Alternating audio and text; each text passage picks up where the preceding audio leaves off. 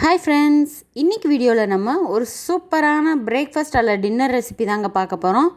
இது முழுக்க முழுக்க ஹெல்த்தியானது. அரிசியே இல்லாமல் எப்படி சூப்பராக இவ்வளோ ஸ்பான்ச்சியான இட்லி செய்யலாங்கிறத வாங்க வீடியோவில் போய் பார்க்கலாம். இட்லி மட்டும் இல்லைங்க, இந்த மாவை ப்ரிப்பேர் பண்ணி வச்சிட்டிங்கன்னா நீங்கள் தோசையும் ரெடி பண்ணிடலாம். வாங்க இதை எப்படி பண்ணுறதுன்னு வீடியோவில் போய் பார்க்கலாம்.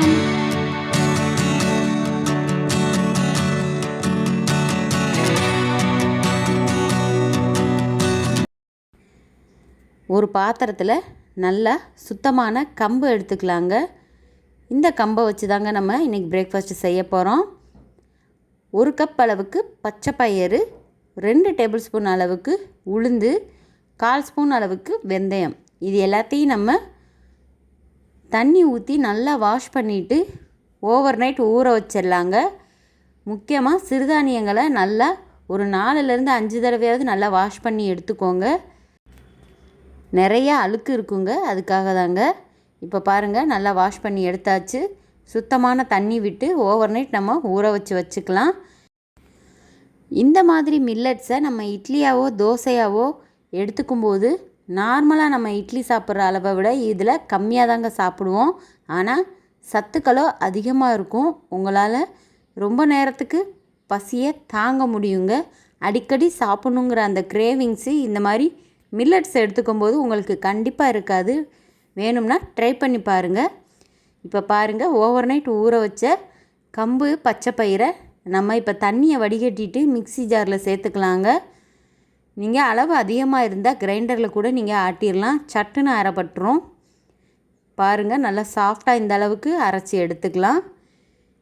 இதை பாத்திரத்தில் மாற்றி தேவையான அளவு உப்பு சேர்த்து நம்ம இப்போ புளிக்க வைக்க போகிறோங்க. கண்டிப்பாக நம்ம புளிக்க வச்சு சாப்பிடும்போது உங்களுக்கு டைஜஷனும் ரொம்ப சிரமப்படாமல் இருக்கும். அதுக்காக தாங்க கையாலே கரைச்சி வச்சுக்கலாம். மேக்ஸிமம் சிறுதானியங்கள்லாம் டக்குன்னு புளிச்சிரும். அதனால் 4 to 5 hours இருந்தால் மட்டுமே போதுங்க. இப்போ பாருங்கள், 5 மணி நேரத்துலேயே எந்த அளவுக்கு எனக்கு நல்லா புளிச்சு வந்திருக்குன்னு. இப்போ நம்ம இதை இட்லியாக ஊற்றி எடுக்க போகிறோம். நல்லா ப்ளஃபியாக வந்திருக்கு பாருங்கள்.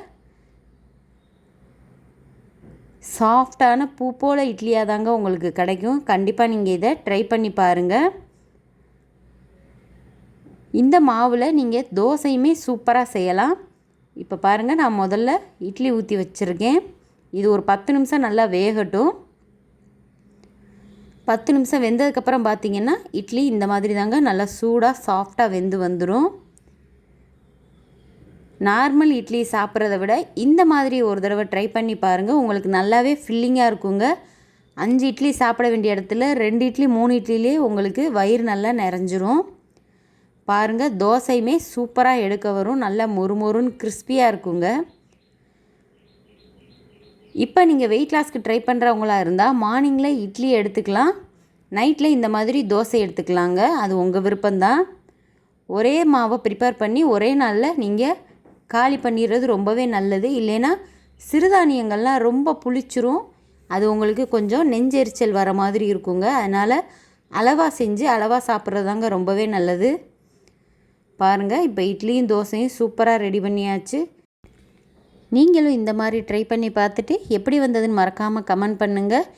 இந்த வீடியோ உங்களுக்கு ரொம்பவே பிடிச்சிருந்தா நம்ம சேனலை லைக் பண்ணுங்கள், ஷேர் பண்ணுங்கள், கமெண்ட் பண்ணுங்கள், மறக்காமல் சப்ஸ்கிரைப் பண்ணுங்கள். தேங்க்யூ.